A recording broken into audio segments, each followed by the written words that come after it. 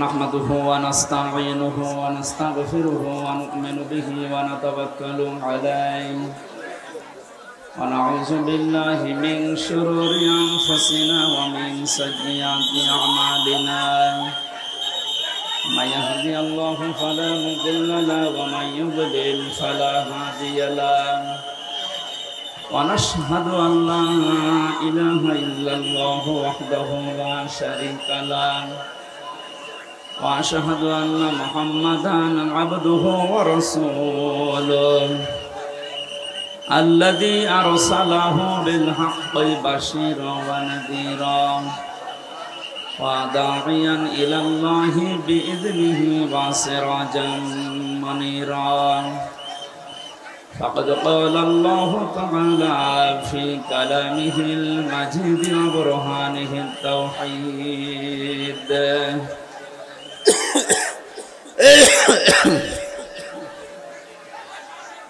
أعوذ بالله من الشيطان الرجيم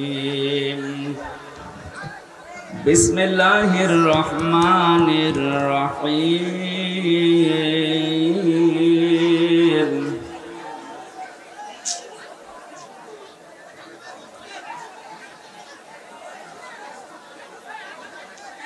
والله يدعو إلى دار السلام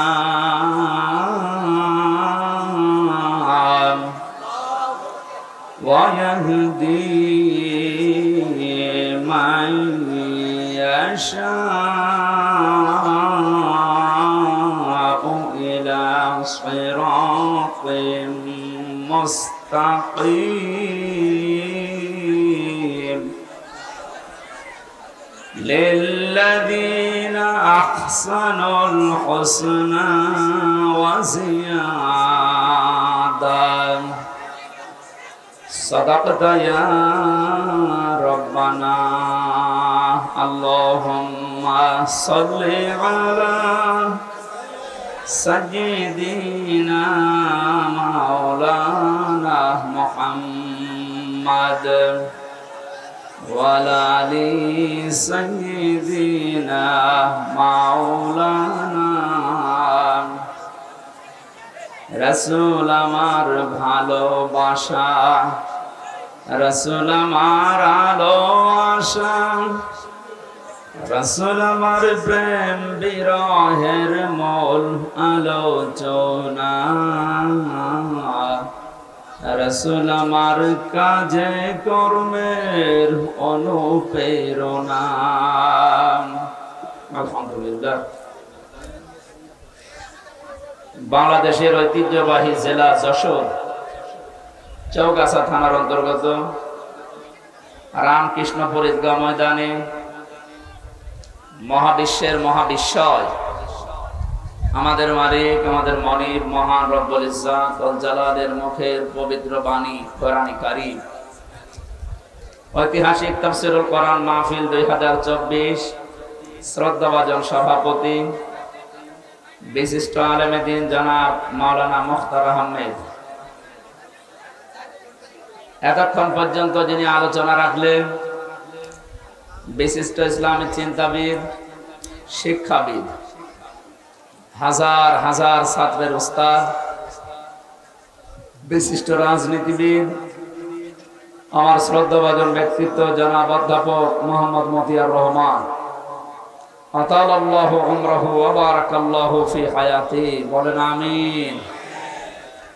মঞ্চে বসা উলামায়ে কেরাম, সামনে বসা মুসলমান ভাইরা, পর্দার আড়ালের সম্মানিতা মা এবং বোনেরা, প্রশাসনের ভাইরা, প্রাণ প্রিয় যশোরবাসী,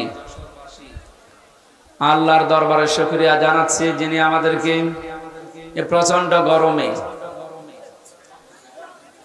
কখন বৃষ্টি নেমে যায় বলা যায় না, এই জন্য আমি তাড়াতাড়ি চলে এসেছি। স্যারের আলোচনা এখনো শুনতে পারলে আমাদের ভালো হতো।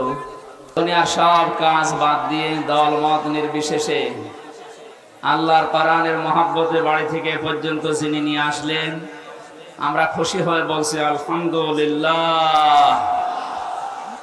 রব্বানা লাকাল হামদ।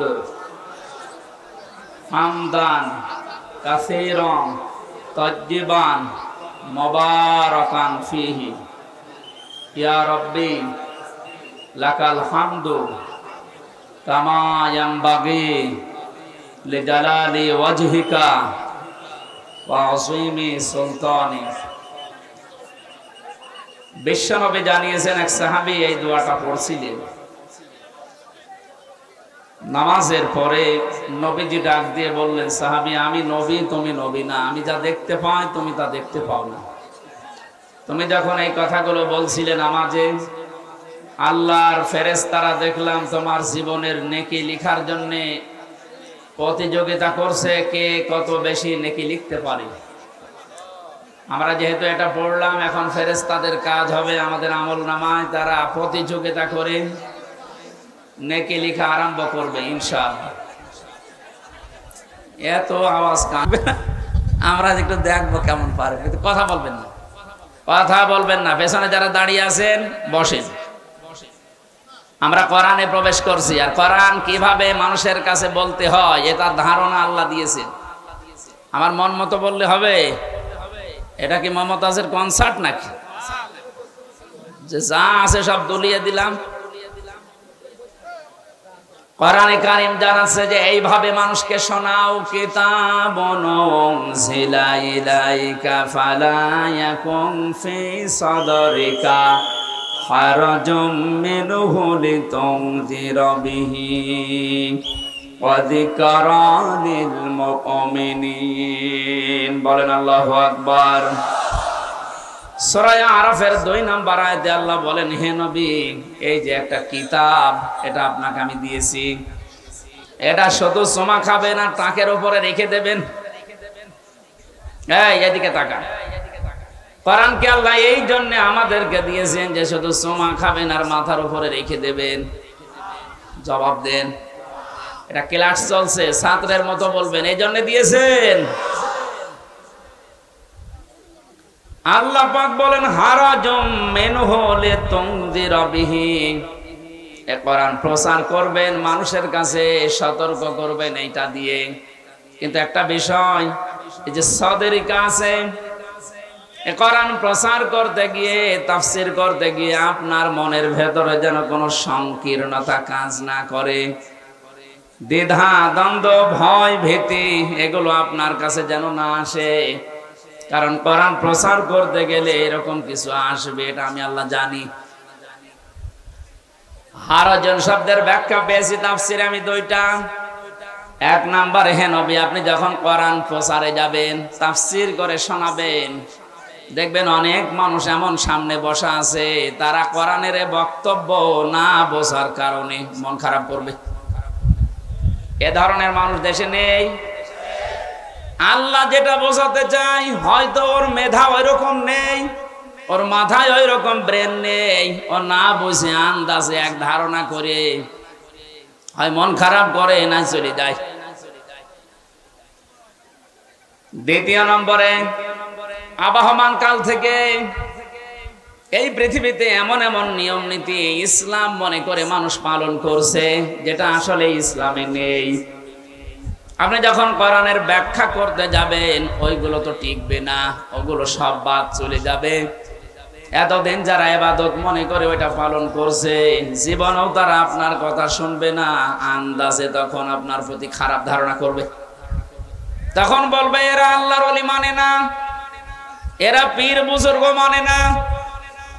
কোরআনে কারিমে আল্লাহ আয়াতের পরে এই জন্যই এই শব্দগুলো এরপরে লাগিয়েছেন, ইত্তাবিউ মা উনজিলা ইলাইকুম মির রাব্বিকুম ওয়া লা তাত্তাবিউ মিন দুনিহি আউলিয়া ক্বালিলাম মা তাযাক্কারুন। ইত্তাবিউ বহু বচন দিয়েছেন আল্লাহ।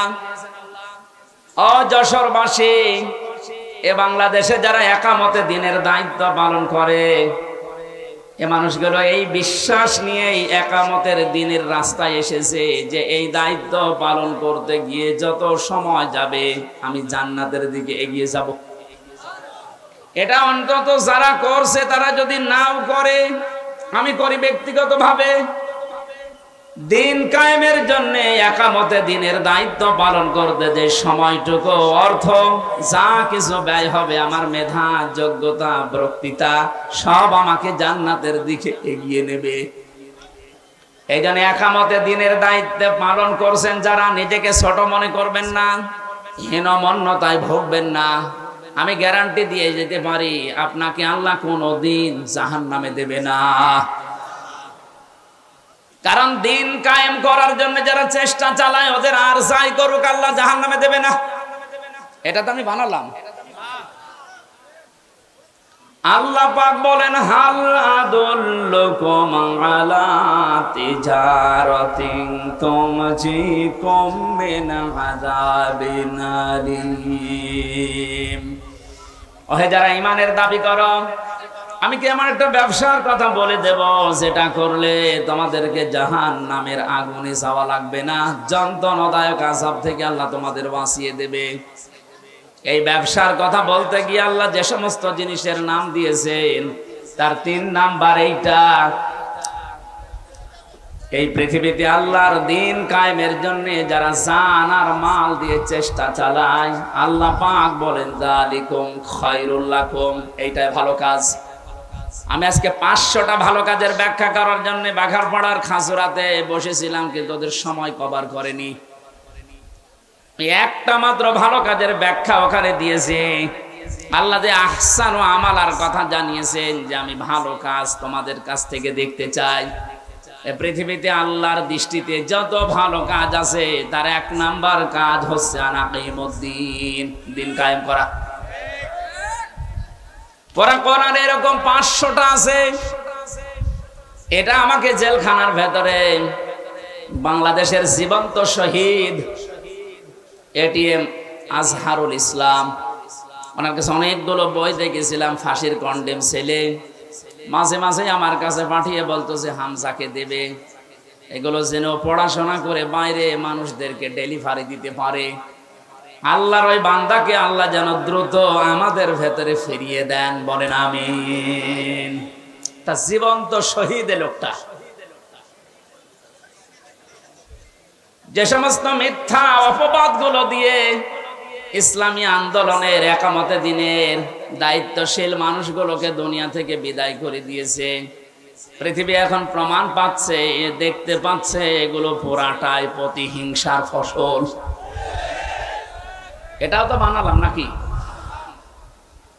শহীদ মীর কাশেম আলী, শহীদ আব্দুল কাদের মোল্লা রহমতুল্লাহ আলাইহে, গত কয়েকদিন আমি গিয়েছিলাম ফরিদপুরের মোল্লা সাহেবের কবরে। আমি ছোট থেকে বড় পর্যন্ত যতগুলো মানুষের সাথে ওই গ্রামে মিশেছি, প্রত্যেকটা মানুষ বলছে না, যাকে ফাঁসি দেওয়া হয়েছে এটা ওই কসাই কাদের না, ইনি আব্দুল কাদের মোল্লা। গোলাম মাওলা রনি সাহেব ওনার সাথে জেলে ছিলেন। রনি সাহেব এসে পৃথিবীর মানুষকে জানিয়েছে, মোল্লা ভাই আমাকে জানিয়েছে, রনি বাইরে যদি যেতে পারো, আমি তো আর যেতে পারলাম না, পৃথিবীর মানুষকে জানিয়ে দিও আমি কিন্তু কসাই কাদের না, আমি আব্দুল কাদের মোল্লা।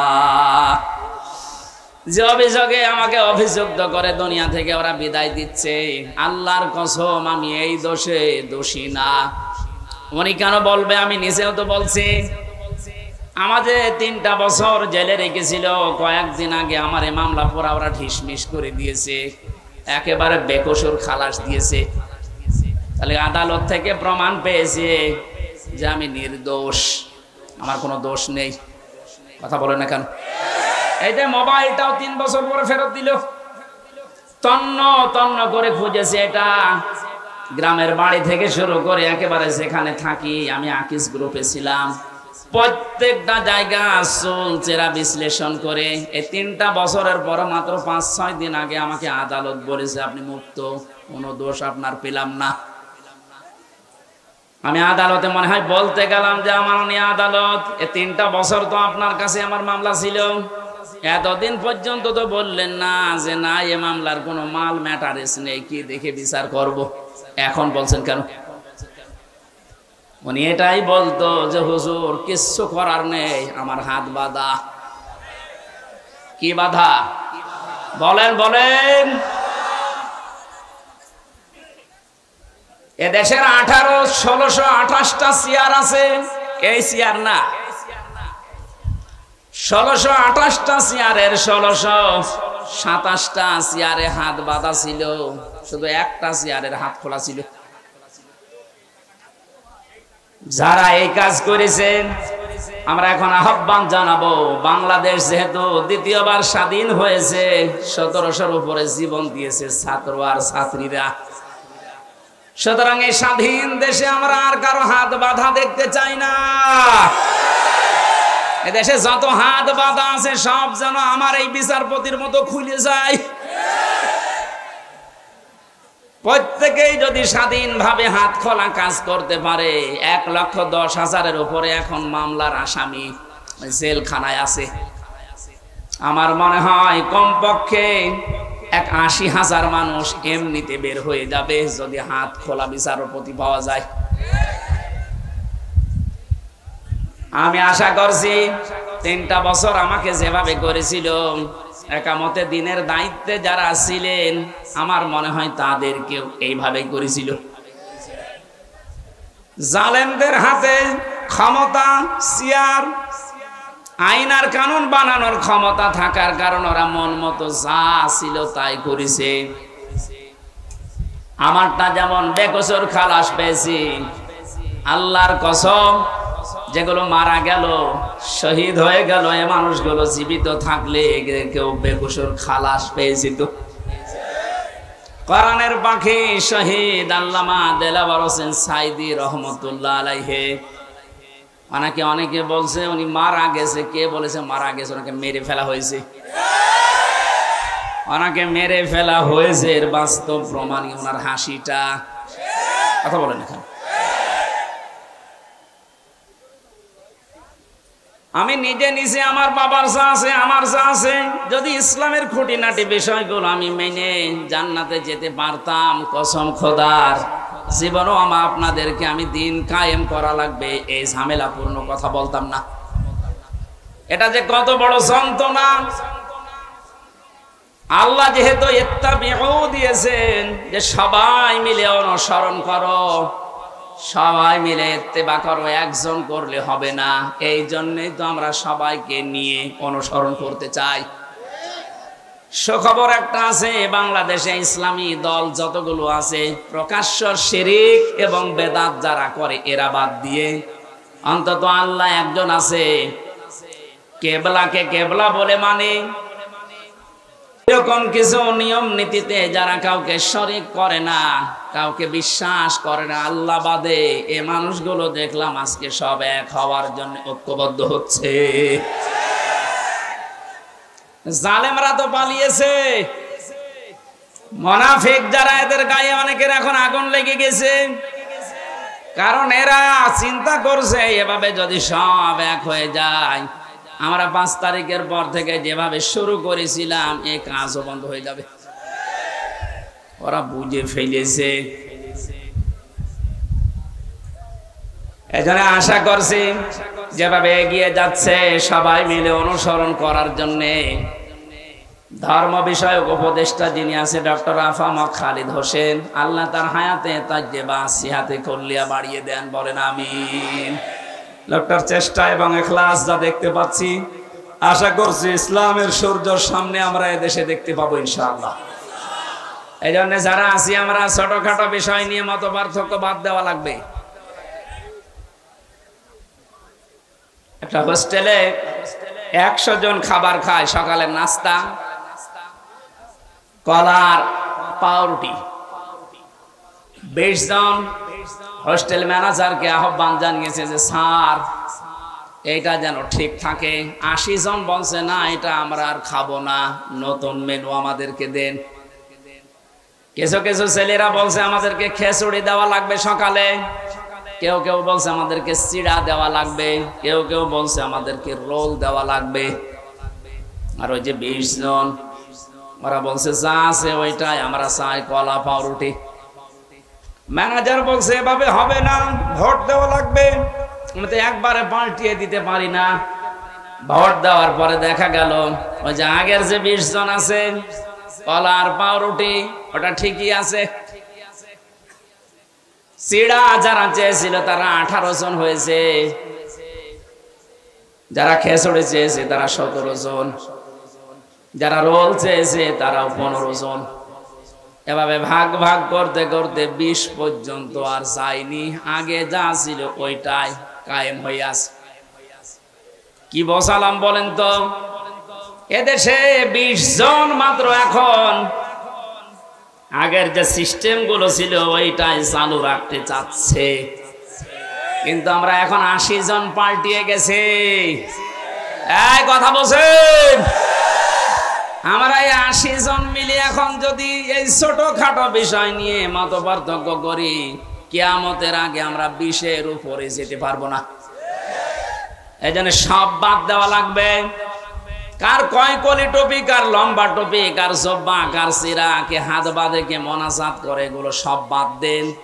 আল্লাহ একজন আছে, রাসূল আমার নেতা। এই বিশ্বাসে যারা বিশ্বাসী তারা আমরা এখন 80 জন। আরো জোরে। আমরা কোনো বিষয় নিয়ে আর সামনে ঝামেলা যেন না করে। 80 জন যদি ঠিক থাকতে পারি, ভোট যদি 80টা এক জায়গায় পড়ে, ওরা তো 20 জন চালিয়ে আসছে আগে থেকে, কিয়ামত পর্যন্ত ওরা আর বাড়বে না, কারণ আমাদের বরদোয়া লেগে আছে। রাব্বিলা তাদার আলাল আরদি মিনাল কাফিরিনা দাইয়ারা ইন্নাকা ইনতাদারহুম ইউদিল্লু ইবাদাকা ওয়ালা ইয়ালিদু ইল্লা ফাজিরান কাফফারা।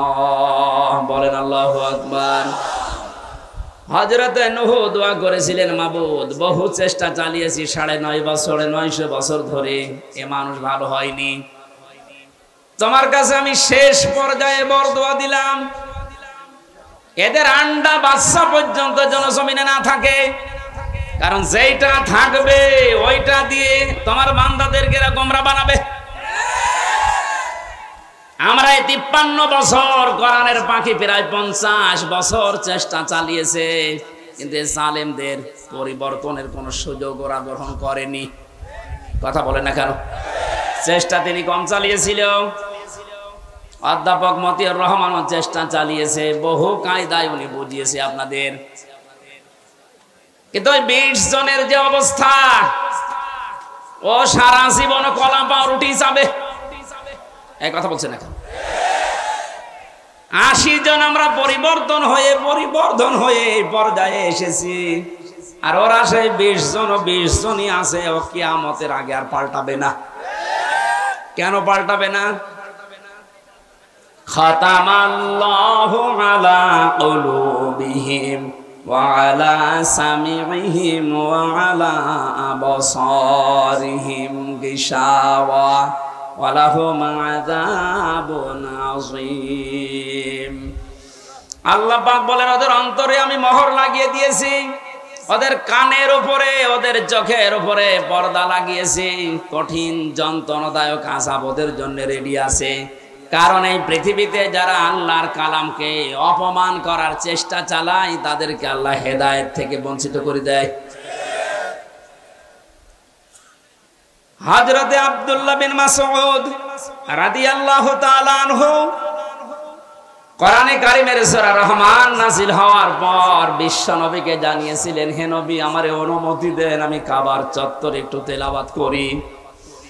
ওনার কণ্ঠটা খুব সুন্দর ছিল। ডাক দিয়ে বলেন, ঠিক আছে, মন খুলে দিয়ে পড়তে থাকো। সূরা রহমান হচ্ছে কোরআনে কারীমের সব চাইতে সুন্দর সূরা। তিনি তেলাওয়াত আরম্ভ করলেন, আর রহমানু আল্লামাল কুরআন খালাকাল ইনসানা আল্লামাহুল বায়ান।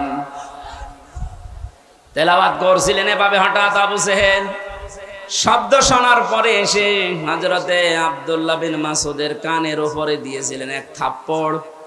কান দিয়ে গল গল করে রক্ত বের হয়ে ওই দিন থেকে তিনি চিরদিনের জন্যে কালা হয়ে যান, আর শুনতে পাননি। এই যে বধির হয়ে গিয়েছিলেন কানে, বদরের ময়দানে আল্লাহ পাক কোরআনে কারিমের অপমানের শোধ নিয়েছিলেন। যখন আবু জেহেল ঠান্ডা ফ্রিজের মতো পড়েছিল মাছ আর মুআব্বিসের বাড়ি খেয়ে, আব্দুল্লাহ বিন মাসউদ ওখানে যাবার পরে দেখলেন ঠান্ডা ফ্রিজ পড়ে আছে, বুকের উপর চড়ে বসলেন, ডাক দিয়ে বলেন, তা আবু জেহেল, তোমাকে আমি সময় দিলাম এখনো পর্যন্ত মুহাম্মদুর রাসূলুল্লাহর কালেমাটা মেনে নাও, আমি নবীর কাছে সুপারিশ করব, বিশ্ব নবী তোমারে মাফ করে দেবে। আবু জেহেল ডাক দিয়ে বলে, মাসউদ, আব্দুল্লাহর ছেলে মুহাম্মদ তোমাদেরকে জাদু করেছে, আমার পর্যন্ত আসতে পারে নাই। বলেন নাউজুবিল্লাহ। এখানে এখনো কথা বন্ধ হয়নি। এরা কি ইয়ারকে মারার জন্য এসেছে?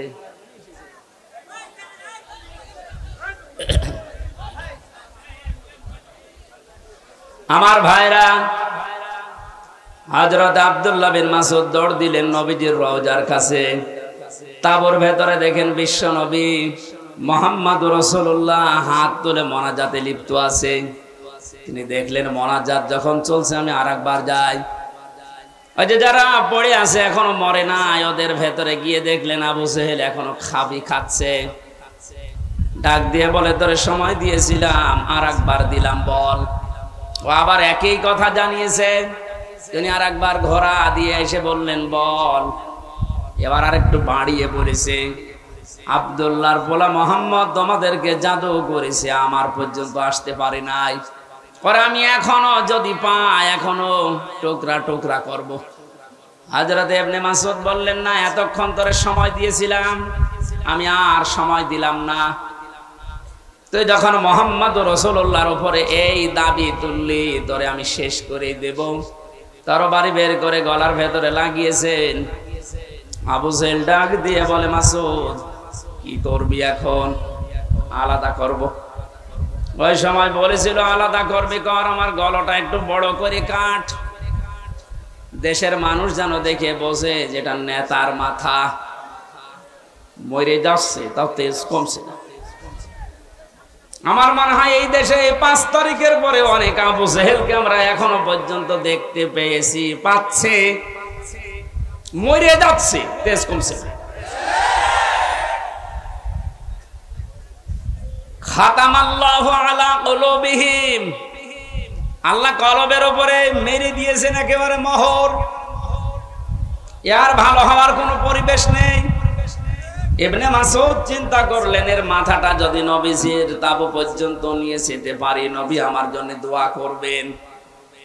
তিনি মাথা ধরে টানলেন, 2 হাত দিয়ে দেখে নড়ে না। চিন্তা করলেন, মাথা এত ভারী হয়ে গেল কি করে? কাছে যে রশি ছিল, তরবারি দিয়ে কানের ছিদ্রি একটা, ওর ভেতরে বান্ধন দিয়ে তিনি টানতে আরম্ভ করলেন। দেখে না, নড়ে না। কি মাথা এত ভারী হয়ে গেল কি করে? 2 কান ছিদ্রি করলেন। 2 কানের ভেতরে রশির অগ্রভাগ 2টাই ঢুকিয়ে যখন সুন্দর করে বাঁধন দিয়ে অপর ভাগ ধরে টান দেওয়া আরম্ভ করলেন, এবার মাথা নড়া আরম্ভ হয়েছে। চিন্তা করেন, এতক্ষণ পর্যন্ত মাথা টান দিয়েছি, নড়ে না, এখন নড়ছে কোন কারণে? আল্লাহ রাব্বুল আলামিন বোঝাতে চেয়েছে, মাসউদ, আমার কোরআন কাবার সামনে তেলাওয়াত করার কারণে এই লোকটা তোর কানের উপরে থাপ্পড় দিয়ে একটা কান নষ্ট করে দিয়েছিল।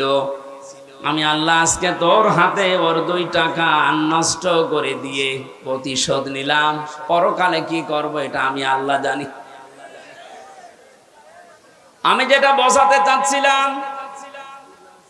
এই পৃথিবীর ময়দানে কোরআনে কারিমের গায়ে যারা হাত দেয়, অপমান করার চেষ্টা করে কোরআন কেন্দ্রিক কোন বিষয়ের সাথে, আল্লাহ পাক কিন্তু দুনিয়াতে তাদের শাস্তি দিয়ে দেখিয়েছেন।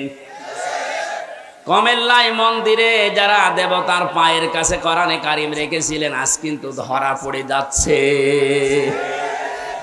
দশ চাপিয়েছে ইসলামী আন্দোলন যারা করে একামতের দিন, যে এরা করেছে দুনিয়া উল্টিয়ে যাবে। কখনো একামতের দিনের কোন নেতা কর্মী দেবতার পায়ে কোরআন রাখবে আমি বিশ্বাস করি না। ওরা হেফাজত ইসলামের উপরে চাপাতে চেয়েছিল যে কোরআন এরা মে মাসের 5 তারিখে আগুন লাগিয়েছে। এটা এখন প্রমাণ হচ্ছে আগুন দিয়েছে কে? আপনাদেরকে হেদায়েত থেকে বঞ্চিত করে দিয়েছে আল্লাহ এমনিতেই না, প্রমাণ এইটাই। কারণ কোরআনের উপরে যারাই হাত দেয় তাদের কপাল আল্লাহ নষ্ট করে দেয়। আমার ভাইরা, আমরা সবাই মিলে অনুসরণ করব। কারণ হচ্ছে আমি একা একা অনুসরণ করার কথা আল্লাহ এখানে দেননি, বহু বচন দিয়েছেন। এজন্য সবাইকে নিয়ে অনুসরণ করতে চাচ্ছি। কিন্তু যাদের কপালে কোরআনের কারণে মোহর মারা আছে এই 20 জন, কলা পাউরুটি যারা চেয়েছে ও মরণ পর্যন্ত ওইটাই চাইবে। ওরা চাইতে থাক, আমরা তো এখনো 80 কয়জন? 80 বলেন, বলেন আরো জোরে বলেন আর একবার। 80 জন যদি এবার ভুল করেন 20 কিন্তু আবার আসবে। ভুল করা যাবে? বলেন, একটু মিলিয়ে দেখেন তো কোথায় 80 আর কোথায় 20। এরপরও আমরা পারি না, কারণ আমরা কেউ 18, কেউ 17, কেউ 15, কেউ 14। আর ওরা যেহেতু আবাহমান কাল থেকে আসতেছে ওই 20। আমরা আর এই 17, 18, 19-এ থাকবো না, আমরা এখন 80 হয়ে যাবো ইনশাআল্লাহ। সময় যেহেতু সামনে আসছে, আমরা 80 হব না 20 থাকবো ইনশাআল্লাহ। এটা করতে হলে সবাই মিলে আজ অনুসরণ করা লাগবে আল্লাহ যেটা দিয়েছে। তার নাম কি? বলেন, বলেন। আল্লাহ পাক আয়াতের পরবর্তীতে জানিয়েছেন ওয়ালা তাত্তাবিউ মিন দুনিহি আউলিয়া। কোরআন বাদ দিয়ে পৃথিবীর কোন ওলি আল্লাহর অনুসরণ করার দরকার নেই। প্রশ্ন আসতে পারে আল্লাহ কি তার ওলিদের বিরুদ্ধে? না। সূরা ইউনূসের 62 নম্বর আয়াত 11 নম্বর পারার 15 নম্বর পৃষ্ঠার 1ম নম্বর লাইনে আছে আলা ইন্না আউলিয়া আল্লাহি লা খাউফুন আলাইহিম ওয়ালা হুম ইয়াহজানুন। আল্লাহ পাক বলেন কোনো ভয় নেই, কোনো চিন্তা নেই। আমার ওলি যারা, তাদের কোনো ভয় চিন্তা নেই। তাদেরকে সতর্ক করলাম, সুসংবাদ জানালাম, এদের ব্যাপারে তোমরা সাবধান থাকবা, এদের ভয় চিন্তা নেই। অথচ সূরা আরাফের 3 নম্বর আয়াতে বললেন কোনো অনুসরণ করার দরকার নেই। ওই আয়াতের সাথে আয়াতের কোনো মিল পাচ্ছি না। তাহলে আল্লাহর কথাও চাচা এরশাদের মতো, সকালে একটা বিকালে একটা।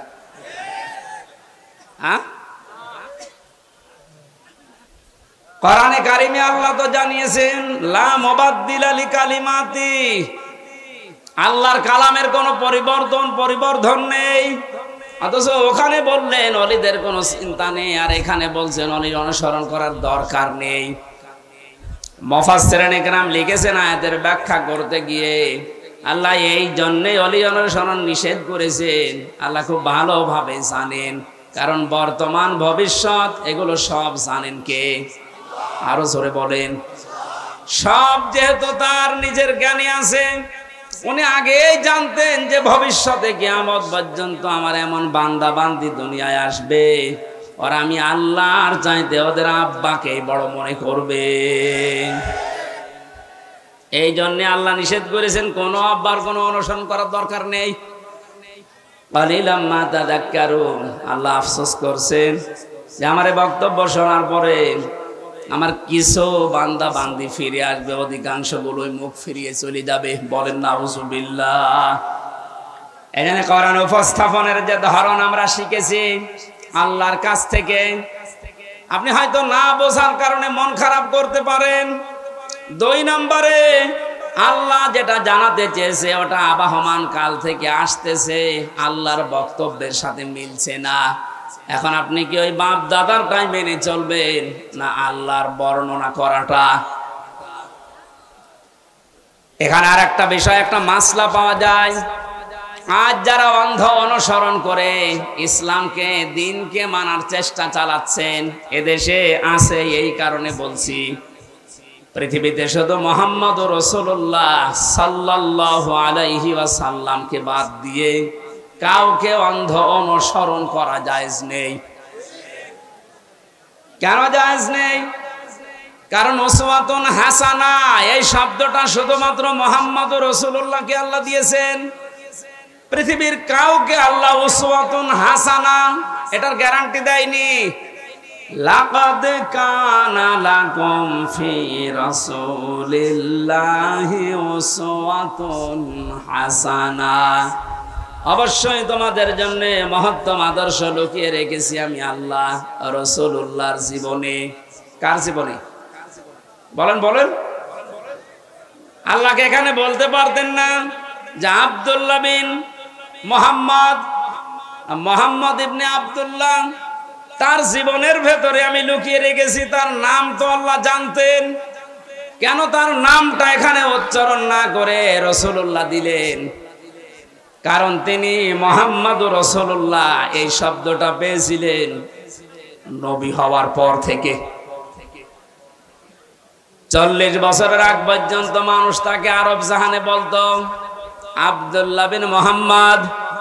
আর 40 বছরে যখন তিনি কোরআন পেয়েছেন, তখন শুধু আব্দুল্লাহ বিন মুহাম্মদ না, হয়ে গেছেন রাসূলুল্লাহ। তাহলে অনুসরণ করা, অনুকরণ করা মুহাম্মদ ইবনে আব্দুল্লাহকে ফরজ না রাসূলুল্লাহকে ফরজ? আশা করছি আমি যেটা বোঝাতে চাচ্ছি আপনি বুঝবেন। এই বাংলাদেশ সহ বিশ্বের বহু জায়গায় আমি গিয়ে দেখেছি, তারা আজ এখনো পর্যন্ত এ কথা বলছে আমরা নবীওয়ালা কাজ করি। হ্যাঁ, আপনি আব্দুল্লাহ বিন মোহাম্মদ ইবনে আব্দুল্লাহ, ইনি যতদিন পর্যন্ত নবী হওয়ার আগ পর্যন্ত এ নামে মানুষ তাকে ডাক দিয়েছে। আপনার জীবনে এই কাজগুলো আছে, কারণ তিনি ওই সময় সত্য কথা বলতেন, ভালো কাজের আঞ্জাম দিতেন। কোন মানুষ যদি বিপদে পড়তেন, সেখানে এগিয়ে যেতেন। এই কাজগুলো মুহাম্মদ ইবনে আব্দুল্লাহর জীবনীতে আমরা সিরাত ইবনে হিশামে, সিরাত বিশ্বকোষের ভেতর থেকে পেয়েছি। কিন্তু তিনি যখন রাসূলুল্লাহ হয়ে গেছেন, তার আপন চাচা আবু লাহাব পর্যন্ত জানের শত্রু হয়ে দাঁড়িয়েছে। এই বাংলাদেশ সহ বিশ্বে আজ যারা বলেন আমরা নবীওয়ালা কাজ করি না, আপনি মুহাম্মদ ইবনে আব্দুল্লাহর কাজ করেন। রাসূলুল্লাহ নবীওয়ালা কাজ যদি কেউ দাবি করে, উনি যেমন রাসূল হওয়ার পর থেকে 63 বছর, এই 23 বছরে 82 বার টার্গেট হয়েছিলেন ইহুদিদের, আপনি অন্তত 82 বার না হলেও 2 বার তো হবেন। আপনাকে ইহুদি, খ্রিস্টান, মুশরিক সবাই ভালোবাসে, সবাই ভালো বলে, বুঝতে হবে আপনার কাজ এখনো রাসূলুল্লাহর কাজ হয়নি। এজন্য আমাদের অনুসরণ করা দরকার এখন থেকে। মুহাম্মদ ইবনে আব্দুল্লাহ না রাসূলুল্লাহর? আরো জোরে। আল্লাহ রাব্বুল আলামিন রাসূলুল্লাহকে অনুসরণ, অনুকরণ করার তৌফিক আমাদেরকে যেন দান করেন, বলেন আমিন। এখানে অনুসরণ করার জন্য 27টা পয়েন্ট আমি পেয়েছি তাফসিরে। বিশ্ব নবীকে অনুসরণ করা লাগবে এই কারণে, قل إن كنتم تحبون الله فاتبعوني يحببكم الله إلى آخر آية। সূরা আলে ইমরানের 31 নম্বর আয়াতে আল্লাহ জানিয়েছেন, হে নবী, মানুষকে আপনি এই কথা বলেন, যদি আল্লাহকে ভালোবাসিয়ে দাবি তারা করে, তারা যেন আপনার অনুসরণ করে। শব্দের দিকে খেয়াল করেন, ফাত্তাবিউনি, আমার অনুসরণ করো। এখন এই অনুসরণটা মাস্ট বি, করাই লাগবে 1 থেকে 40 না 40 থেকে 63। এই সহজ কথাগুলো আপনি বুঝতে চান না, খালি ফতোয়াবাজি করেন কেন বলেন তো? 1 থেকে 40 বছর পর্যন্ত পৃথিবীতে কেউ যদি মুহাম্মদ ইবনে আব্দুল্লাহকে না মানে, অনুসরণ না করে, সে জান্নাতে যাবে না। একটা হাদিস দেখান, কোরআনের একটা আয়াত বলেন। কিন্তু মুহাম্মদ ইবনে আব্দুল্লাহ থেকে যখন রাসূলুল্লাহ হয়ে গেছেন, আমরা সবাই এখানে জানি উনি রাসূল হয়েছিলেন কত বছর বয়সে? আরো জোরে বলেন। 40 থেকে 63, কত? এই 23 বছরের 1 সেকেন্ডও যদি কেউ না মানে সে কাফের। ফতোয়া নতুন করে বানানো লাগবে? আল্লাহর কোরআন জানিয়েছে রাসূলুল্লাহকে অনুসরণ করা মাস্ট বি ফরজ।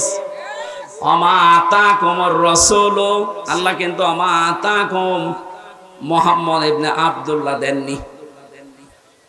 শব্দগুলো একটু খেয়াল করে পড়তে পারেন না?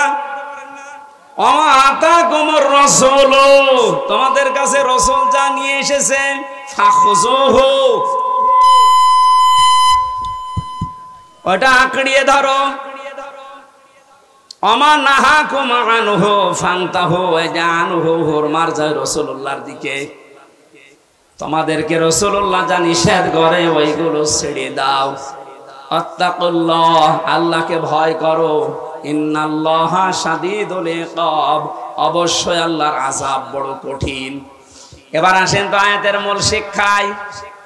বিশ্ব নবী মুহাম্মদুর রাসূলুল্লাহ আমরা সবাই স্বীকার করে নিচ্ছি যে উনি হয়েছিলেন 40 বছরে, না জন্মের পরেই? আরো জোরে বলেন। ওনাকে অনুসরণ করা লাগবে কি মুহাম্মদ ইবনে আব্দুল্লাহ হিসাবে না রাসূলুল্লাহ হিসাবে? রাসূলুল্লাহ হিসাবে অনুসরণ করলে এখানে ফাত্তাবিউনি দিয়েছেন। আল্লাহকে ভালোবাসিয়ে দাবি যদি করে থাকো, এখানে ইহুদি খ্রিস্টান বৌদ্ধ 4500 ধর্মের লোকেরা আছে, প্রত্যেকেই তার দেবতা বলেন, ভগবান বলেন, গড বলেন, যাই বলেন, সবাই কিন্তু বোঝাতে চায় কাকে? বলেন বলেন। কিছু রূপক জিনিস হয়তো তারা বানায়, কিন্তু আসল কিন্তু আল্লাহ। আপনি হিন্দুদের বিপদে পড়লে দেখবেন রূপক যে 12 মাসে 13 পূজা করে, 33 কোটি দেবতা ওদের, একটা রূপক পূর্ণ বিশ্বাস ওদের নেই। ওদের বিশ্বাসও একজন আছে। আমার তো অনুষ্ঠানগুলো ভারতে বেশি থাকতো আগে, 17, 18, 19 সালে আমি ভারতেই বেশি ছিলাম। দেখেছি ওই সমস্ত জায়গায় বিপদে পড়লে হিন্দু ড্রাইভার আমার যে চালিয়ে নিয়ে যেত কলকাতায়, ও বেটা হিন্দু মানুষ, ভগবানকে ডাকা বাদ দিয়ে বিপদে পড়লে, চরম বৃষ্টি যখন, তখন বলছে উপরওয়ালা একজন আছে। আমার বাস্তব জীবনে আমি দেখেছিলাম চরমনায়, বরিশালে যখন ছোটবেলায় যেতাম, ওই সময় তো ব্রিজ ছিল না, নৌকায় যাওয়া লাগতো, লঞ্চে যাওয়া লাগতো। একবার ওঠার পরে দেখি বিশাল ঝড় উঠেছে। আমরা যারা মুসলমান পড়ছি লা ইলাহা ইল্লাল্লাহ, লা ইলাহা ইল্লা আনতা সুবহানাকা ইন্নী কুনতু মিনাজ জালিমিন। সামনে দেখলাম দাদা আর দাদি বসে আছে হিন্দু, ওরাও পড়ছে লা ইলাহা ইল্লাল্লাহ।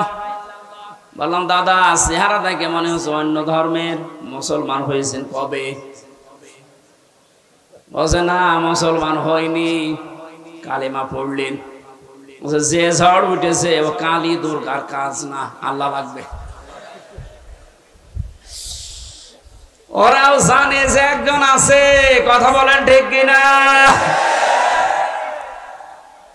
যে যে ধর্মে তার নতুন নতুন রূপক অর্থে বানিয়ে নিয়েছে, কিন্তু আসল একজন আছে, এ কথা সবাই যেহেতু বলছে, আল্লাহ এ কথাই জানাতে চাচ্ছেন। তোমরা যারা বলো আল্লাহ তোমাকে ভালোবাসে, তোমাকে আমরা মহব্বত করি, আল্লাহ বলছেন এই কথার দাবি পূরণ করার জন্য ফাত্তাবিউনি, আমার রাসূলের অনুসরণ করা লাগবে। কি করা লাগবে? এবার আমার প্রশ্ন, এখানে যারা জ্ঞানী মানুষ তাদের কাছে, এই অনুসরণ কি আংশিক না পূর্ণাঙ্গ? আরো জোরে বলেন। আজ এই বাংলাদেশ সহ বিশ্বের বহু মুসলমানেরা, আমি যে সিঙ্গাপুর, মালয়েশিয়া কয়েকটা রাষ্ট্র ঘুরে আসলাম এই 15-20 দিন আগ থেকে, বাস্তবতা দেখেছি হাজার হাজার লক্ষ লক্ষ আমাদের মতো মুসলমান আংশিক কিছু মানা, কিছু অনুসরণের মাধ্যমে ওরা মনে করছে আমরা নাজাত পেয়ে যাব। অথচ ফাত্তাবিউনি, আমার অনুসরণ করো, আমরা সবাই স্বীকার করছি অনুসরণ আংশিক না, এটা পূর্ণাঙ্গ। নাকি আংশিক? পূর্ণাঙ্গ অনুসরণ করবেন আপনি। এখন অনুসরণ যখন আরম্ভ করবেন, আল্লাহ বলেন ওয়াগফির লাকুম যুনুবাকুম, দুইটা জিনিস আমি দেব। এক নম্বরে জীবনের যত অপরাধ আছে, জাম্বন না দিয়ে যুনুব বহু বচন দিয়েছেন। আপনি যদি অনুসরণ করা আরম্ভ করেন, আপনার জীবনে দুইটা পুরস্কার আল্লাহ দেবে। যত অগণা ছিল পেছনে, সব আল্লাহ রাসূলের অনুসরণের কারণে মাফ করে দেবে। দুই নম্বরে আল্লাহ পাক যদি কাউকে মাফ করে দেয়, তার জন্য বানানো জান্নাত দেবে। এ কথা মানেন তো? এবার আসেন আমার মূল শিক্ষাটাই। এই বাংলা সহ বিশ্বের যত মুসলমানেরা আজ আমরা আংশিক অনুসরণ করে মনে করছি যে না, আমরা আল্লাহর ভালোবাসা মহব্বত পেয়ে গেছি। আপনি হয়তো নামাজে রসুলকে মানেন, রোজাতে রসুলকে মানেন, হজ করতে গিয়ে রসুলের অনুসরণ মতো হজ করেন, যাকাত দিতে গিয়ে রাসূলুল্লাহর অনুসরণ করেন। বিশ্ব নবী যে বিচার করেছিলেন কোরআন দিয়ে, সেইটাই আপনি আর রসুলকে মানেন না, তখন মেনে নিয়েছেন ব্রিটিশকে। আরো আসতে বলেন, আপনার অনুসরণ কি আংশিক হয়েছে না পূর্ণাঙ্গ? আংশিক অনুসরণের মাধ্যমে আল্লাহর মহব্বত ভালোবাসা পাওয়া যাবে না। আর আল্লাহর মহব্বত যদি পাওয়া না যায়, জান্নাতও যাওয়া যাবে না। কারণ আল্লাহ ইউহিব্বুকুমুল্লাহ দিয়েছেন, এটা মজারে বর্তমান ভবিষ্যৎ, প্রেজেন্ট ফিউচার। কোন মানুষ যখন পূর্ণাঙ্গ অনুসরণের জন্য সিদ্ধান্ত নিয়ে লেগে পড়বে, আল্লাহ পাক বলেন আমিও তাকে ভালোবাসা শুরু করব। এখানে কত জ্ঞানী মানুষ আছেন, আপনার বিবেকের কাছে আপনার আমার প্রশ্ন, আপনার শরীর থেকে শুরু করেন, এই 3.5 হাত বডি, আপনার পরিবার, আপনার সমাজ, আপনার রাষ্ট্র, আপনার আন্তর্জাতিক নীতি তাকান, সব জায়গায় অনুসরণ যদি পূর্ণাঙ্গ আপনি না করেন, আল্লাহর কোরআন বলছে আপনাকে আল্লাহ এখনো ভালোবাসা আরম্ভ করে নাই। তাহলে এই আয়াত অনুযায়ী বাংলাদেশে হাজার হাজার পীর আল্লাহর ভালোবাসা এখনো পায়নি। বেশি বলে ফেললাম। আশা করছি আমি যেটা বোঝাতে চেয়েছি এখন থেকে আর অপূর্ণাঙ্গ না, আমরা পূর্ণাঙ্গ অনুসরণ করতে চাই রাসূলুল্লাহকে। আর আজকের আমার তেলাওয়াত কি তো আয়াত ওইটাই, সূরা ইউনূস 25 নম্বর আয়াত, কোরআনে কারীমের 10 নম্বর সূরা। এটা 11টা রুকু আছে, 109টা আয়াত আছে। মক্কায় নাযিল হয়েছে। একটা আয়াত আর একটা আয়াতের আংশিক পড়েছি। আল্লাহ রাব্বুল আলামিনও জানিয়েছেন। এবার আমি তাফসীর আকারে শুরু করছি, জবান খুলে পড়েন। আউযু বিল্লাহি মিনাশ শাইতানির রাজিম, বিসমিল্লাহির রহমানির রহিম।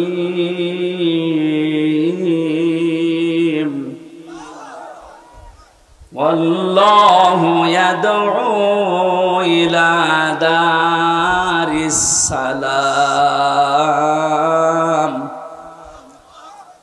আল্লাহ পাক বলেন আমি আল্লাহ তোমাদেরকে আহ্বান জানাচ্ছি, ডাকতেছি শান্তির ঘরের দিকে।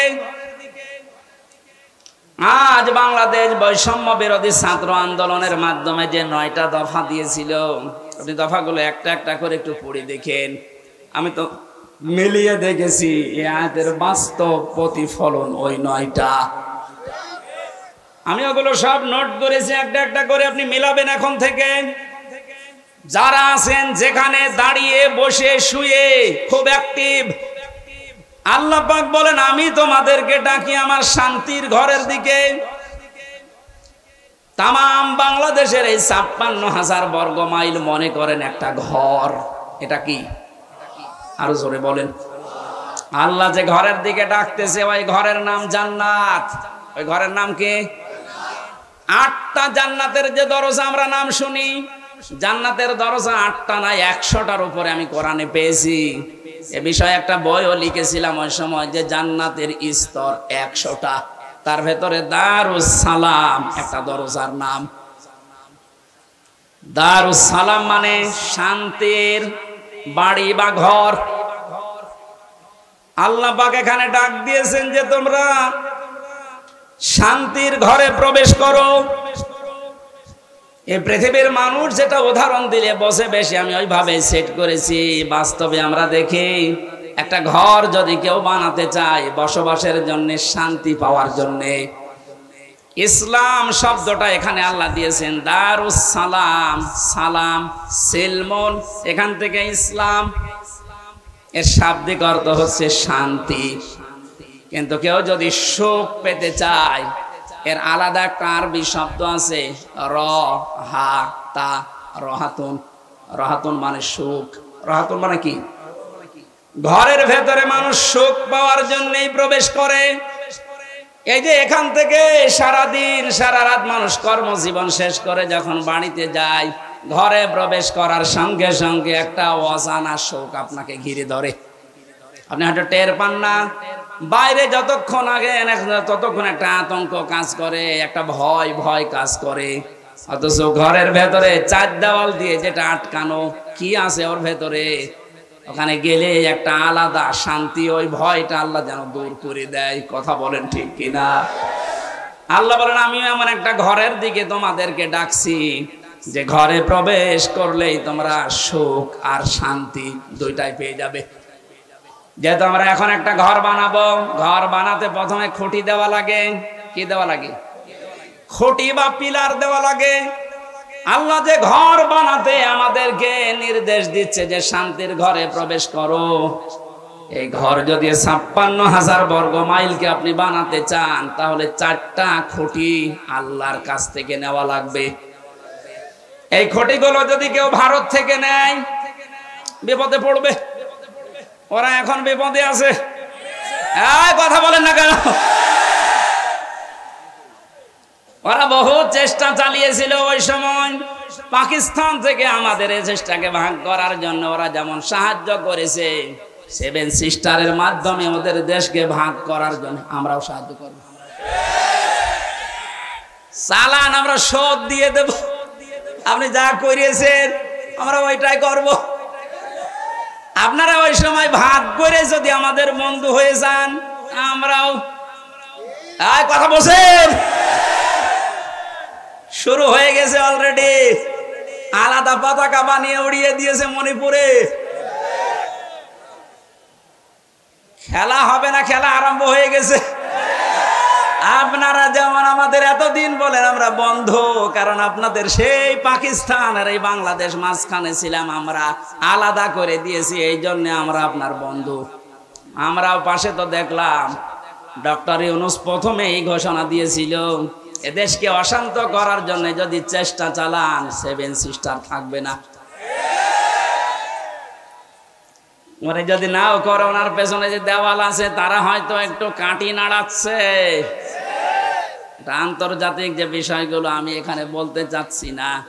যাই হোক, আমি এতটুকু টাচ দিলাম, ওরা আমাদেরকে পাকিস্তান থেকে আলাদা করে যদি ওরা বন্ধু হয়, ওদেরকে আমরা এই 7 সিস্টার 7টা অংশে ভাগ করে বন্ধু হব।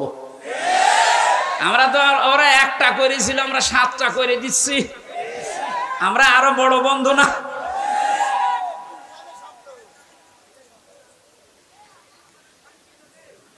যশোরবাসী এবার খেয়াল করেন, না আমরা শুধু ভারত থেকে না, চীন থেকে না, রাশিয়া থেকে না, আমেরিকা না, কারো কাছ থেকে খুঁটি নিতে চাই না। আল্লাহ যে খুঁটি দিয়েছে শান্তির ঘর বানাতে, আমরা ওই খুঁটি নেব। আমার কথার অর্থ বোঝার চেষ্টা করেন, খুব খেয়াল করে শুনবেন। আমি কোরআনে কারীম থেকে পেয়েছি 1 নম্বরে আল্লাহ পাক বুনিয়াল ইসলাম আলা খামসিন শাহাদাতি আল্লাহ ইলাহা ইল্লাল্লাহ। এই যে হাদিসটার ভেতরে 5টা বিষয় আছে, তার 4টা খুঁটি আমি সেট করেছি। নামাজ, রোজা, হজ আর যাকাত, এই 4টা খুঁটি মজবুত ভাবে গেড়ে দেওয়া লাগবে। খুঁটি থাকলে হয় না। ঘরকে শান্তির ঘর বানাতে হলে বেড়া দেওয়া লাগে। কথা বলেন না কেন? কোরআনে কারীম থেকে আমি বেড়া বের করেছি 4টা। 1 নম্বরে বেড়া, 1 নম্বরে বেড়ার নাম হচ্ছে রাজনীতির বেড়া। এটা যেহেতু চলছে এখন দেশে, এটা পরিষ্কার করা লাগবে। 4টা 4টা বেড়া দিতে হয়, চারদিকে দেওয়াল দেওয়া লাগে। 1 নাম্বার দেওয়াল তুলতে হবে রাজনীতির দেওয়াল। এটা অলরেডি আরম্ভ হয়ে গেছে। এখন যেহেতু আমরা শান্তির ঘর চাই, আর পৃথিবীতে শান্তির ঘরের দেওয়াল দিতে হলে রাজনীতি, এটা লেনিনের কার্ল মার্ক্সের না, রাজনীতি নেওয়া লাগবে রাসূলুল্লাহ। এবার রাসূলুল্লাহর রাজনীতি কি? এবার তাকান সূরা নিসা 5 নাম্বার পারা 6 নাম্বার পৃষ্ঠা 9 নাম্বার লাইনের 59 নাম্বার আয়াতের প্রথম অংশে আছে।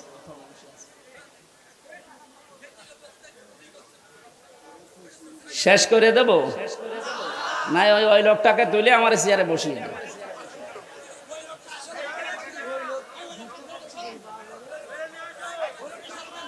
সুবহানাল্লাহ আলহামদুলিল্লাহ লা ইলাহা ইল্লাল্লাহ সুবহানাল্লাহ আলহামদুলিল্লাহ লা ইলাহা ইল্লাল্লাহ। মাইকের আওয়াজ আরো বাড়ান, গলা ব্যথা করছে। সুবহানাল্লাহ, এই দেখলেন? হ্যাঁ, এটা রসমের স্বাদ। মাইকের কিন্তু বদনাম করে দেবো। এখন আওয়াজ দিচ্ছেন না? আমার গলাটা নষ্ট করার জন্য ধান্দা আছেন না? আপনার আওয়াজ থাকতে আওয়াজ না বাড়িয়ে রেখে দিয়েছেন কোন কারণে? সুবহানাল্লাহ আলহামদুলিল্লাহ লা ইলাহা ইল্লাল্লাহ।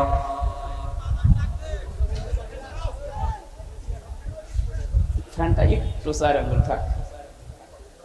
লা ইলাহা ইল্লাল্লাহ মুহাম্মাদুর রাসূলুল্লাহ। যশোরবাসী, শান্তির যে ঘর আমরা নির্মাণ করতে যাচ্ছি, এই ঘরে যারা রাজনীতির বেড়া হিসাবে থাকবে, এই মানুষগুলোকে অনুসরণ করার একটা বিশাল সুন্দর সিস্টেম আল্লাহ আয়াতে দিয়েছেন। আল্লাহ পাক বলেন, আমাকে অনুসরণ করো, আমার রাসূলকে অনুসরণ করো। তোমাদের ভেতরে যারা রাজনীতি করবে, নেতা হবে, নেতৃত্ব দেবে, তাদেরকে অনুসরণ করবা। কিন্তু শিক্ষা হচ্ছে আতিউ, এই শব্দটা এটা একটা ফেল, এটা ভার্ব, এটা ক্রিয়া। এটা আল্লাহ নিজের নামে আর রাসূলের নামে দিয়েছেন, কিন্তু উলিল আমর যারা রাজনীতি করবে, নেতৃত্ব দেবে, নেতা হবে, তাদের আগে দেননি। বাংলার মুসলমানেরা, এমন একটা ঘর যেহেতু আমরা নির্মাণ করতে যাচ্ছি, যে ঘরে প্রবেশ করলে কোনো ভয় থাকবে না। কথা বলেন না কেন? কোনো চিন্তা থাকবে না। বলেন বলেন। এমন একটা ঘরে আমরা যেতে প্রবেশ করতে ইচ্ছা করছি বা প্রবেশ করব বলে আশা করছি, যে ঘরের ভেতরে, ঘরের এরিয়াতে গেলে কোনো চিন্তাই থাকবে না। ঘরের পাশে যে যদি ছিনতাইকারী ধরে, ঘরের ভেতরে যারা বসবাস করছে, ওরা দা নিয়ে, খন্তা নিয়ে, বটি নিয়ে, কথা বুঝতেছেন, বাড়ির ভেতর থেকে এসে ছিনতাইকারীকে এই ঝিনাইদহ সাবেক এমপির মতো টুকরা টুকরা করে ফেলবে। আমার মনে হচ্ছে এরা না বুঝে চিল্লাচ্ছে। না, আমি জানি আপনারা বুঝে ফেলেছে। শান্তির যে ঘর আমরা বানাতে যাচ্ছি, প্রবেশ করতে যাচ্ছি, যে সিস্টেম গুলো দিয়ে রাজনীতির এই বেড়া দেওয়ার জন্য, দেওয়াল দেওয়ার জন্য, আমাদের সামনে যারা আসবে রাজনীতি করতে, এই বেড়া দেওয়ার আগে দেখতে হবে আল্লাহ রাসূলকে মেনে চলে কিনা। এই জন্য আতিউটা আল্লাহ উলিল আমর রাজনীতি নেতাদের আগে দেননি।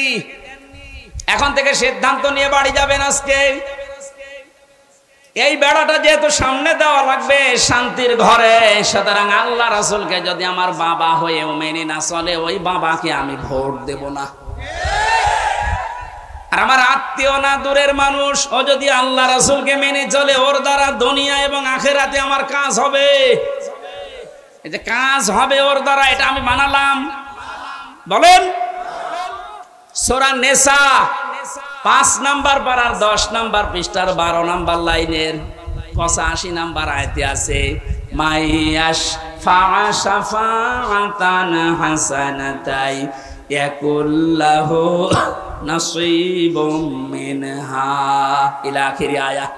দলিলগুলো লম্বা করছি না, গরমে আমার ভেতরে ঘেমে যাচ্ছে, জন্য তাড়াতাড়ি করছি। দুনিয়ায় যারা একটা ভালো কাজে সুপারিশ করবে, ভোট দেবে, রায় দেবে, সমর্থন জানাবে, ওই লোকটা চেয়ার পাওয়ার পরে যে ভালো কাজ করে সওয়াব পাবে, আপনি শুধু এই রায় দেওয়ার কারণে একই সওয়াব পাবেন। যেই লোকটা এই কাজ করে আমাকে উপকার করছে দুনিয়া এবং আখিরাতে, সে যদি আমার দোলা ভাই না হয়, আমার বাবা না হয়, ও যদি আল্লাহ রাসূলকে মেনে চলতে পারে, ওকে আমি সমর্থন জানাবো, সাপোর্ট করব, সুপারিশ করব। কারা এই মতের সাথে রাজি আছেন দেখে লিল্লাহে তাকবীর।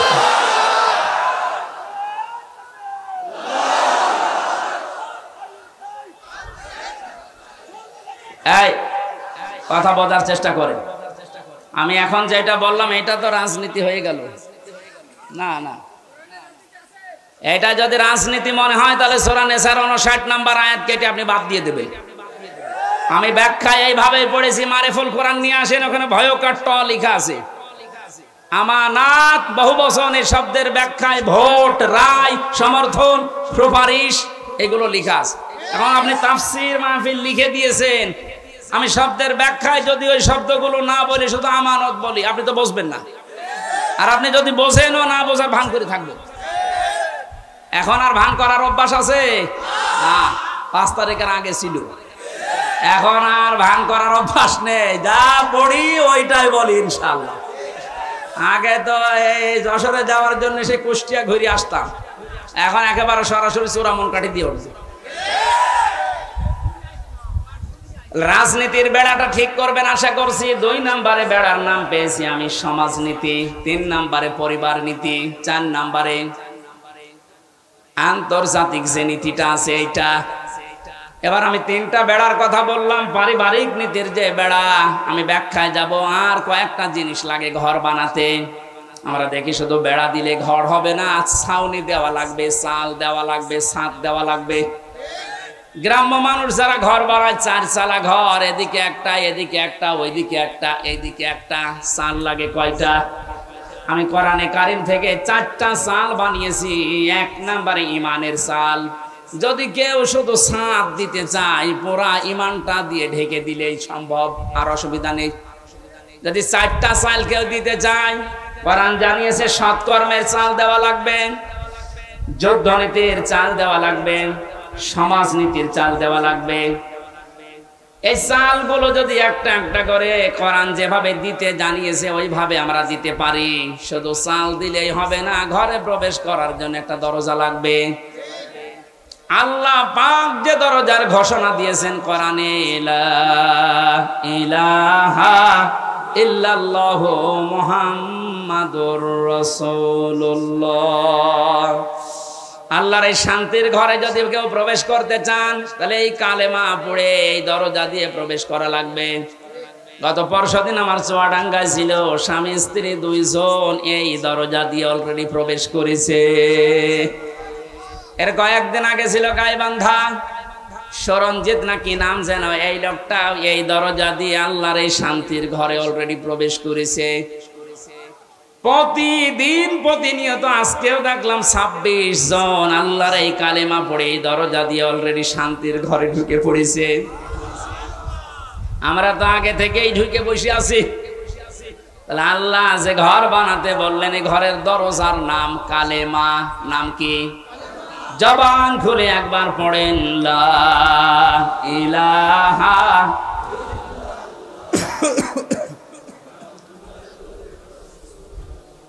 ঘরে এবার প্রবেশ করছি যারা, এ ঘরে প্রবেশ করতে হলে আংশিক পা দিয়ে আর 1 পা বের করে রেখেছি, শান্তিতে থাকতে পারবেন। দরজা দেওয়া লাগবে না। বলেন, দরজা যদি কেউ দিতে চায়, কোরআনে কারীম জানাচ্ছে, ইয়া আইয়ুহাল্লাযীনা আমানু দুখুলু ফিস-সিলমি কাফা। সূরা বাকারা 208 নম্বর আয়াতের প্রথম অংশে আছে, ও হে ঈমানদারেরা, তোমরা যদি সত্যি শান্তি পেতে চাও, আমি যে ঘর দিলাম ইসলামের, এখানে আংশিক প্রবেশ করবা না, পুরাপুরি প্রবেশ করো। জোরে বলেন আল্লাহু আকবার। ঘরে প্রবেশ করে যদি দেখেন জ্বালানা নেই, থাকতে পারবেন? আরামে ঘুমাবেন, দরজা বন্ধ, জ্বালানা দিয়ে চুরি হয়ে যাবে। আল্লাহ পাক এজন্য জানিয়েছেন এই ঘর শান্তিময় রাখতে হলে আগে জ্বালানা ঠিক করো। আমরা কোন ঘরের 2টা 3টা 4টা পর্যন্ত জ্বালানা দেখি। কোরআনে কারীম থেকে আমি জ্বালানা পেয়েছি, এই দিক থেকে বাতাস ঢুকবে, ওই দিকে বের হয়ে যাবে। 2টা, একটা মুআমালাত আর একটা মুআশারাত। আমিরে জামাত ডাক্তার শফিকুর রহমান যেটা এখন অলরেডি আরম্ভ করেছে, এই কথা বলছেন, শান্তির এই ঘরে থাকতে হলে জ্বালানা লাগবে। আর একটা দিলে হবে না, একটা জ্বালানা দিলে বাতাস একদিকে প্রবেশ করে দম বন্ধ হয়ে যাবে। এটা যেন বের হতে চাই, এই জন্য আমাদের মুআমালাত মুআশারাত ঠিক করা লাগবে। উনি ভারতকে জানিয়েছেন আপনাদেরকে আমরা বন্ধু হিসাবে পেতে চাই। চীনের রাষ্ট্রদূত সেদিন যে প্রশংসা করেছেন, জালেমরা তো নেই, অনেক মুনাফিক এখন চলে যাচ্ছে। কত বিচক্ষণ লোক আপনি জানেন। আমি ছিলাম তার সাথে 4 দিন, বাস্তবতা দেখেছি। লোকটারে মাথা না, এটা একটা ম্যাগনেট। আপনি 20 বছর পরে যেটা বুঝবেন, আল্লাহ ওনাকে এই 20 বছর আগে ওইটা বোঝার মতো তৌফিক দিয়ে দিয়েছেন। ওনার যে স্যাক্রিফাইস, ওনার যে বিচক্ষণতা, যে তাওয়াক্কুল ভেতরে আছে, আর যে ইখলাস নিয়ে উনি কাজ করে, আমার আল্লাহ মনে হয় এই কারণে ওনাকে আস্তে আস্তে তুলে দিচ্ছে। আপনি যত ষড়যন্ত্র করেন রুখতে পারবেন না। ওনার প্রতিটি পদক্ষেপ আমার মনে হয় তাহাজ্জুদের নামাজ পড়ে সিদ্ধান্ত নিয়ে তারপরে করেন। জেলখানায় যতদিন আমি দেখেছি, আমার তো সেজদা ছিল 2 মিনিট 2.5 মিনিট, আর ওনার সেজদা ছিল 1 ঘন্টা 1.5 ঘন্টা। মানে সেজদায় সে মনে হয় কাঁদতেন যে আল্লাহ আমাকে আরো ছেলে মেয়ে বেশি দাও, আমার সম্পদ আরো বাড়িয়ে দাও। কি করেছে 1 ঘন্টা 1.5 ঘন্টা সেজদায় বসে বসে। এমন এমন কিছু উনি এই যে বছরের পর বছর জেল খাটার মাধ্যমে চেয়েছিলেন, আমার আল্লাহ ওই চাওয়াগুলো জিনিস এখন আস্তে আস্তে ওনাকে দিয়ে দিচ্ছে। জালেমরা বিদায় নিয়েছে, মুনাফিকদেরকে বলবো আপনি থামেন, পারবেন না। কারণ ওনার যে মুআমালাত, ওনার যে মুআশারাত, যে বিচক্ষণতা। কোথায়? কুষ্টিয়ায় 3 জন হাসপাতালে ভর্তি আছে। কুষ্টিয়ার জেলা আমির জানে না, উনি আছে কক্সবাজারে। ওখান থেকে জেলা আমিরকে কল দিয়ে বলছে 3 জন আপনার জেলায় হাসপাতালে কিছুক্ষণ আগে অ্যাক্সিডেন্ট করে পড়ে আছে, আপনি কোথায়? আপনি বলেন তো তার দূরদর্শিতা কত দূর। সেরকম একটা জেলা না, 64টা জেলা বাংলাদেশে।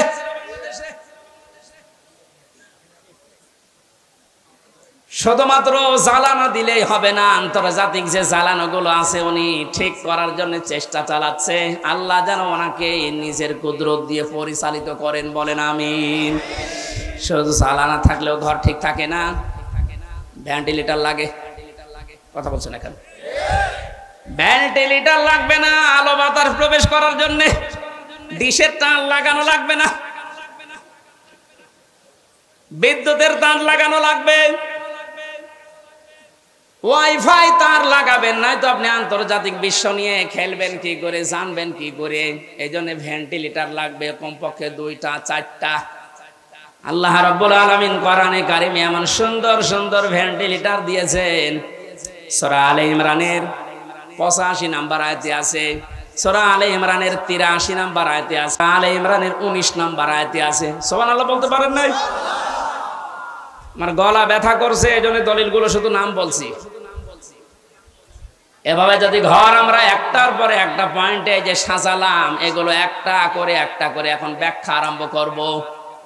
আমার যে প্রথম ঘরের খুঁটির পরে যে চাল আমরা দিয়েছিলাম, নামাজের ব্যাখ্যা, রোজার ব্যাখ্যা, হজের ব্যাখ্যা, যাকাতের ব্যাখ্যা, একটা একটা করে খুঁটির ব্যাখ্যা দিলে এরকম 4 দিন লাগবে। আপনারা এগুলো সব কম বেশি জানেন, এই জন্য এই খুঁটিগুলো আমার বলার দরকার নেই।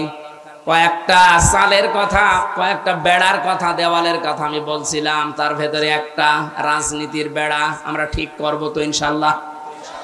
বাস্তবে যে দেখবেন আল্লাহ রাসূলকে মানি না, ও আমার পীর হলেও ওরে মানি না, আমার বাবা হলেও মানি না, আমার ভাই হলেও মানি না, আল্লাহ রসুলকে মেনে চলে ও যদি এখানে বাড়ি না, আমার আত্মীয় না, কারণ এই বেড়া আমার দেওয়া লাগবে।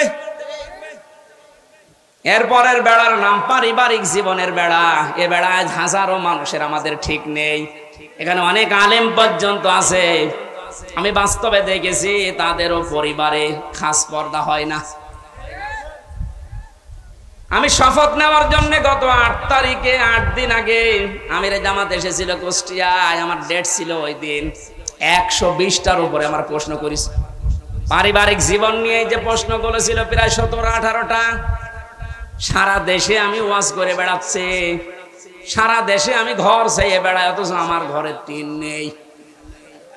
আমারে যেগুলো প্রশ্ন করেছে মিথ্যা তো বলা যাবে না, বাস্তবে একেবারে সত্য সত্য মিলিয়ে দেখলাম না, মিলছে না। রকম মানে যে খুঁটি নির্ভর করা যায় এমন জিনিস, সেটা আসলে আমারে হয়নি। পারিবারিক জীবনের যে আসল খাস পর্দা, ওটা 100 ভাগ এখনো আমার আসেনি। আমারে বলছে হবে না, দিন পাল্টিয়ে দিলাম, আবার 9 দিন পেছিয়ে দিয়েছে। আমার মতো একটা নাম করা হুজুরের যদি এই অবস্থা, বাকিগুলো আল্লাহ জানে। আমাদের পারিবারিক জীবনের যে পর্দাটা, এটা অনেকে নফল মনে করে, অনেকে গুরুত্বই দিতে চায় না। আজকে আমি এখানে আসার পরে যে বাড়িতে বসেছিলাম, বাড়িওয়ালা তার বউ, মেয়ে, বেটার বউ সব নিয়ে আসতেছে, হুজুর দেখবে। এইটা তো হালকা জায়েজ আছে। হ্যাঁ, মেয়েদের পর্দা পারিবারিক জীবনে যে ফরজ, এটা অনেকে জানেই না। এই যে একামতে দিনের খুঁটি হওয়ার জন্য, আমি আরবিটা বললাম না, এই খুঁটি হওয়ার জন্য অনেক কাঠ খড়ি পোড়ানো লাগে। সত্যি যদি কোনো মানুষ একনিষ্ঠ ভাবে ইখলাসের সাথে খুঁটি হিসাবে কাজ করতে চায়, আমার যতটুকু বাস্তবতা দেখলাম, 120টা প্রশ্নের ভেতরে আল্লাহ তাকে জান্নাত দিয়ে দেবেন। আমাদের পারিবারিক জীবনে স্বামী স্ত্রীর যে সম্পর্কটা হওয়ার কথা ছিল, এখন আস্তে আস্তে ভারতের চ্যানেলগুলো থেকে, আশপাশের মানুষের ব্যবহার থেকে আমরা সব নষ্ট করে ফেলেছি। অধিকাংশ স্ত্রীর স্বামীর ওপরে শ্রদ্ধা নেই, ভক্তি নেই, খালি ভুল ধরার চেষ্টায় থাকে। এরকম বউ নেই? আরো আসতে বলেন। এ পৃথিবীতে যত খারাপ স্বামী হোক, ফেরাউনের মতো এত খারাপ স্বামী কারো কপালে জুটেছে? নিজের স্ত্রীর হাতে ব্রেক লাগিয়েছে, পায়ের ভেতরে ব্রেক লাগিয়েছে, কপালের ভেতরে শলাকা দিয়েছে, মাথার উপরে গরম তেল ঢেলে দিচ্ছে। হযরতে জিবরাইলকে আল্লাহ বললেন, জান্নাতটা নিয়ে ধরো আমার এই বান্দির সামনে। হযরতে আসিয়া জান্নাত দেখার পরে বলতে পারতেন, আল্লাহ তুমি আমার মরণ দিয়ে জান্নাতে প্রবেশ করাও। তিনি বলেননি। তিনি বলেছিলেন, মাবুদ তুমি জান্নাত আমার সামনে পাঠিয়ে দিয়েছো, আমি এইটা চাই না, আমি চাই তুমি যেখানে আছো ওই জায়গায় একটা ঘর আমার জন্য আলাদা বানাও, যেন ওখানে বসে বসে সব সময় তোমাকে দেখা যায়। আমার উপরে অত্যাচার চলছে, জুলুম চলছে, তোমার আবার যেন রাগ হয়ে না যায়। অনাজ্জিনি মিন ফিরআউনা ওয়া আমালিহি ওয়ানাজ্জিনি মিনাল কওমিজ যালিমিন। আরবি গ্রামার যারা বসে জিজ্ঞাসা করেন, এক আলিফ করে আল্লাহ টান দিয়েছেন, অনাজ্জিনি, আমাকে তুমি বাঁচাও। এই যে অত্যাচার করে আমার স্বামী নিজে আর লোক দিয়ে করায়, এই জালেমদের হাত থেকে তুমি আমাকে বাঁচাও। কিন্তু আল্লাহ তুমি রাগ করে আমার স্বামীর উপরে গজব দিও না। এত বড় কঠিন বিপদের ভেতরেও স্বামীর জন্য বরদোয়া দেয়নি। আর আমার আপনার বউ, সারা জীবন আপনি মাটি করে দেবেন খাটতে খাটতে, মাথার ঘাম পায়ে ফেলে চুল উঠে যাচ্ছে আপনার। একদিন যদি একটা সাবান কম হয়, ফোঁটা দিয়ে ফোঁটা বের করে ফেলবে। বরদোয়া তো আছেই বাংলা আরবি মিলে না। আমরা এরকম পারিবারিক জীবন চাই না। বিশ্ব নবী মুহাম্মদ রাসূলুল্লাহর স্ত্রীর দিকে তাকান, তার পারিবারিক জীবন কেমন ছিল। হযরতে আয়েশা বলেন, মুহাম্মদ রাসূলুল্লাহ আমার স্বামী, তাকে আমি গোসল করাতেছিলাম, হঠাৎ রক্ত আর পানি প্রবাহিত হয়ে যাচ্ছিল। নবীজি বললেন, আয়েশা পানির ভেতরে রক্তের মতো লাল কি দেখা যায়? হযরতে আয়েশা বলেন, হে রাসূল, আপনি যখন গোসল করার জন্য টুলের উপরে বসেছিলেন, ওর একটা পায়া আমার পায়ের উপরে পড়েছিল, আঙ্গুল ফেটে রক্ত বের হচ্ছে। বললেন, একটু বলতে পারলেন না আমাকে? আমি আগে উঠে পড়তাম।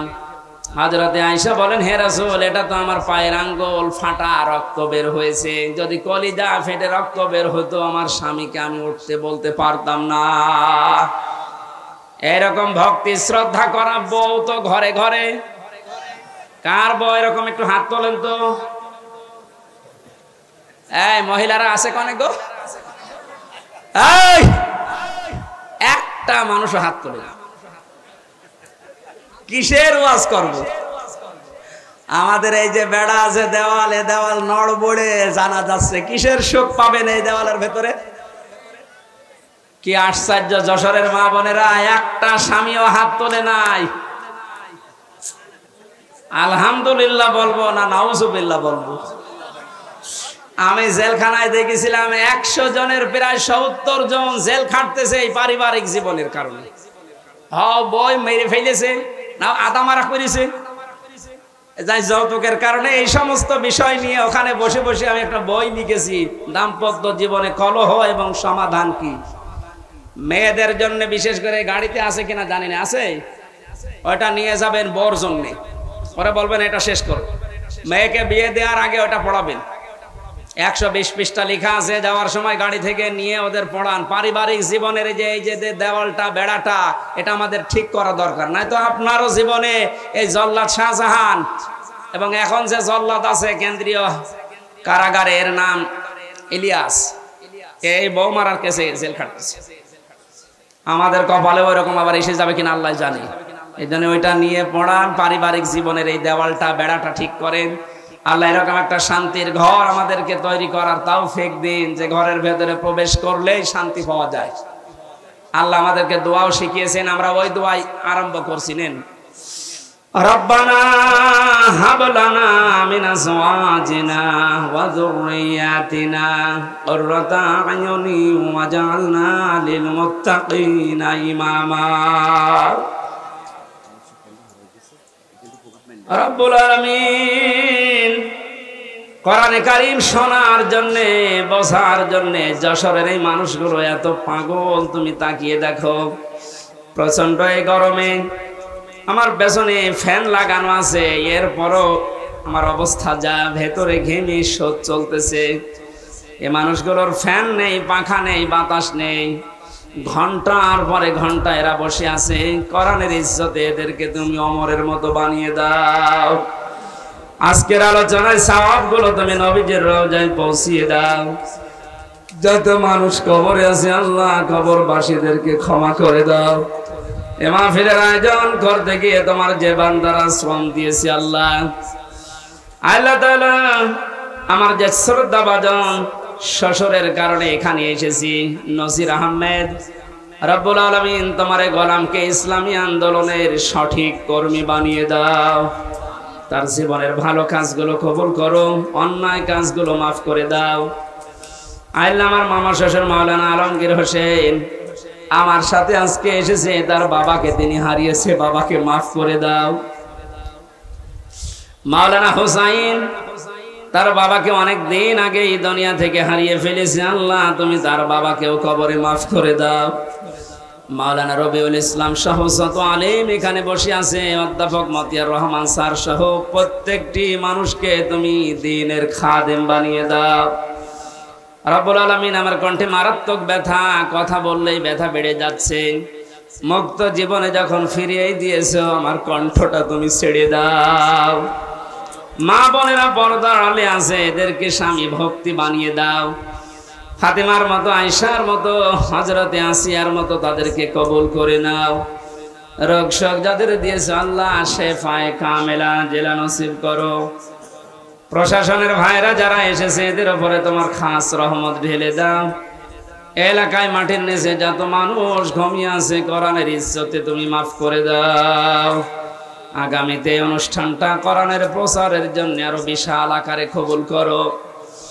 রব্বানা যালামনা আনফুসানা ওয়া ইল্লাম তাগফির লানা আতারহামনা লানাকুনান্না মিনাল খাসিরিন।